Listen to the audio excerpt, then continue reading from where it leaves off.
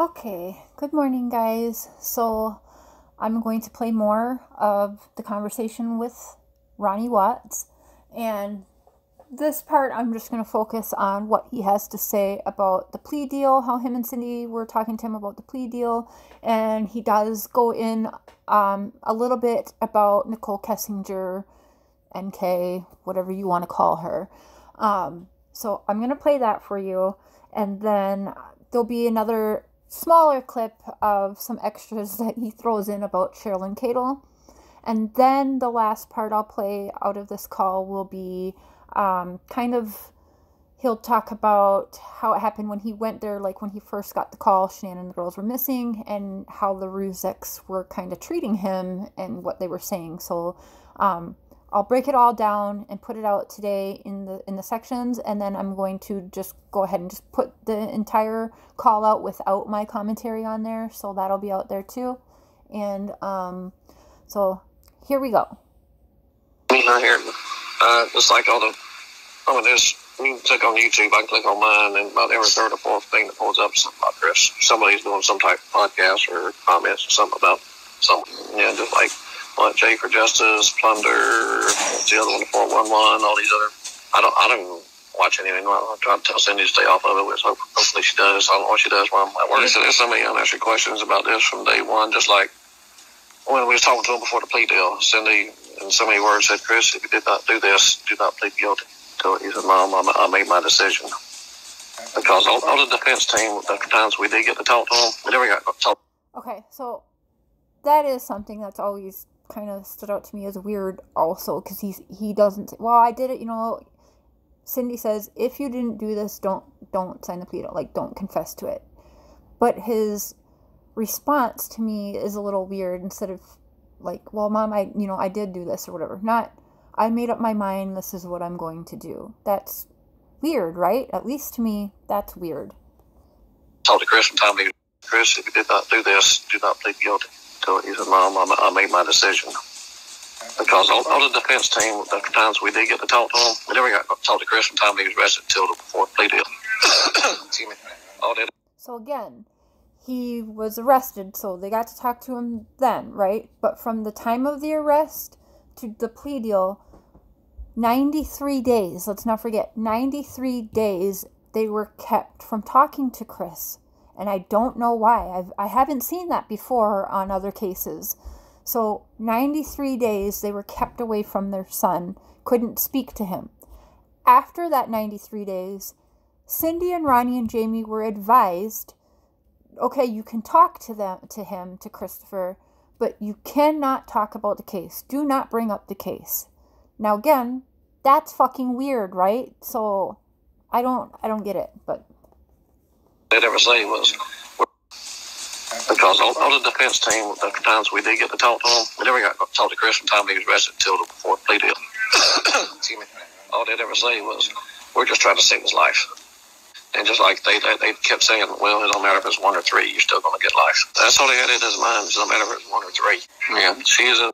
Okay, so then there's that right there. Well, we're just trying to save Chris's life.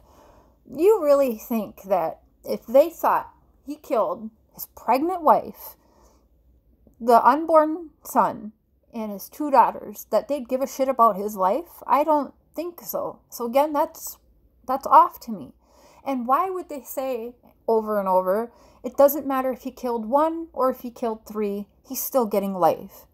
To me, it's like, we don't need to get anyone else. It doesn't matter. He's in prison for life anyway, so we're just going to give him all the charges. Because no matter what, he's in there for life. Doesn't matter if he just killed his pregnant wife. It doesn't matter if he killed his pregnant wife and the 2 girls. He's in prison for life, so he's just taking the charges.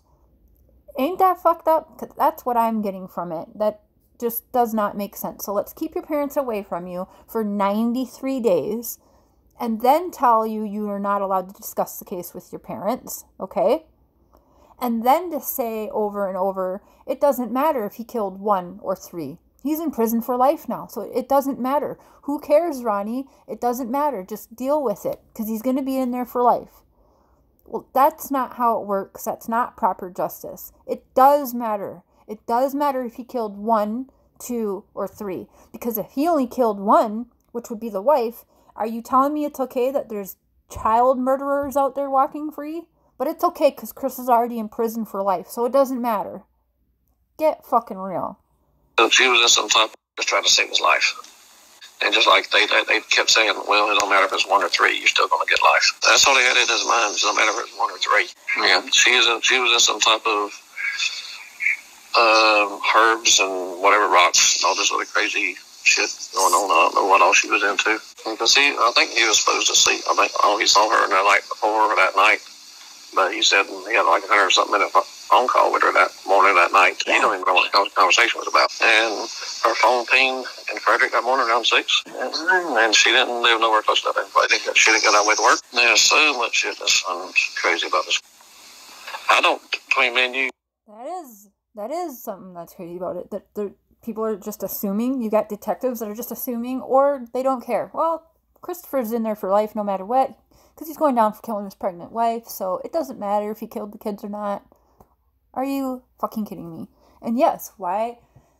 It's weird to hear that he didn't remember any of that phone call, right? So that's weird. It's a 111-minute phone call and you can't remember anything from it? Yeah, I don't know if you remember around 6. And she didn't live nowhere close to that. She didn't go that way to work. There's so much shit that's crazy about this. I don't, between me and you, I don't know if he remembers what the hell happened. Well, why did she ask him to prove that you're at Serby 319? I think he's getting a little bit of time back, but it's still either the trauma's blocking it or he has no clue what the hell happened. Because they'd send me his wallet and all that stuff back, and I called work, this has been months ago, about getting his phone back, and he said, no. I said, why? Because he said he hadn't seen some in People magazine or People, whatever, saying that Chris was going to appeal. And I said, well, you already downloaded the phone. Why the hell can I have it back? And they refused to turn it over. All right, so then that right there, he's asking for the phone back. And he's right. They've already downloaded it. Just like they did supposedly to NK's bullshit phones, but they downloaded his phone. And yes, so why could they not have it back? They're actually going off of what news articles say and what magazines say. Well, we read on People magazine that he's going to file for appeal, so we can't give you the phone back. That is some bullshit. You hadn't seen some in People magazine or People, whatever, saying that Chris was going to appeal. And I said, well, you already downloaded the phone. Why the hell can I have it back? And they refused to turn it over. You won't give it to him. But if you would, just keep this between. Okay, so I am going to end that there. The last little bit there, he's dogging Cheryl and Cadle again. And I'll put that out there. It's actually quite funny. And then the last part that I'll put out after that little Cheryl and Cadle thing, because I do find it humorous. I think you guys will too. Will be the situation that he describes of from when he got there to Colorado after receiving the call from Chris. When Chris picked him up from the airport, exactly how he was being treated and how the Ruziks were and stuff like that. I know that some of y'all won't really like to hear him talk about the Ruziks, but that's his life, you know what I mean? He's saying his truth, and he is entitled to that, so I am going to play it. I do want to say y'all have been leaving some very nasty comments because I am in support of the Watts. I'm not in support of what Chris has allowed into his family. I'm not in support of him not doing anything to turn it all around.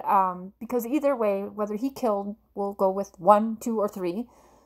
He allowed this into his household. He knew, I mean, this had to have been talked about. Even Frankie Jr. had said, right? People put ideas into his head and he acted on them. So, he's guilty. He is where he deserves to be for life. But I will repeat, I believe there's 2 other people that should also be in prison for life. So that's why I'm doing this. I also don't believe that Cindy and Ronnie and Jamie Watts deserve all of the bashing and the hate that they're getting. The Ruziks are getting their ass kissed and a boatload of fucking money, a couple boatloads of money. And the Watts are just considered the bearers of a fucking monster. So they're monsters too. I can't wrap my head around that thinking. I can't. They are victims. They lost their granddaughter and they lost their son. Okay? I don't care if you guys think, oh, you're protecting Chris. That's not what I'm doing. I'm caring about his father, his mother, his sister, his nephews, nieces, all of the family members that are also affected. These people are also victims too and deserve someone advocating for them. Somebody who actually gives a shit.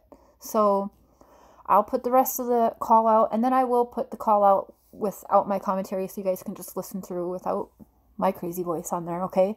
So, hope everyone has a good Wednesday.